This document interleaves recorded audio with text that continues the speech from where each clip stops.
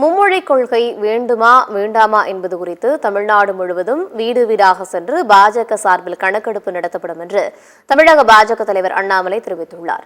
சென்னை கமலாலயத்தில் செய்தியாளர்களை சந்தித்த அண்ணாமலை, தனியார் பள்ளிகளில் இருப்பது போல அரசு பள்ளிகளில் பல மொழிகள் படிக்கும் வாய்ப்பில்லை என்று தெரிவித்தார். மேலும் தமிழ்நாட்டில் உள்ள மெட்ரிகுலேஷன் பள்ளிகளில் தமிழ் மொழி கட்டாய மொழியாக இல்லை என்று கூறிய அண்ணாமலை, நடிகர் விஜய் வித்யாசரம் என்ற பெயரில் சிபிஎஸ்இ பள்ளி நடத்துவது எத்தனை பேருக்கு தெரியும் என்று கேள்வி எழுப்பினார்.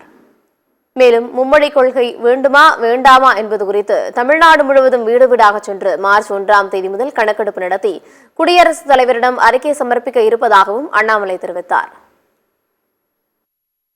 ஜனதா கட்சி மார்ச் 1ஆம் தேதியிலிருந்து தமிழகம் முழுவதும் நீங்க ஆர்ப்பாட்டம் பண்ணிட்டு இருங்க, நாங்க மக்களை நோக்கி போறோம். ஒரு வீடாக சென்று மக்கள்கிட்ட நேரடியாக கணக்கெடுத்து யாருக்கு எந்த மொழி மூன்றாவது மொழியிலே படிப்பதற்கு ஆர்வம் இருக்கிறது என்பதை மொத்தமாக சேகரித்து நேரடியாக ஜனாதிபதியை சந்தித்து தமிழகத்திலிருந்து பாரதிய ஜனதா கட்சியினுடைய குழு ஜனாதிபதிக்கு இந்த அறிக்கை அளிக்க இருக்கின்றோம்.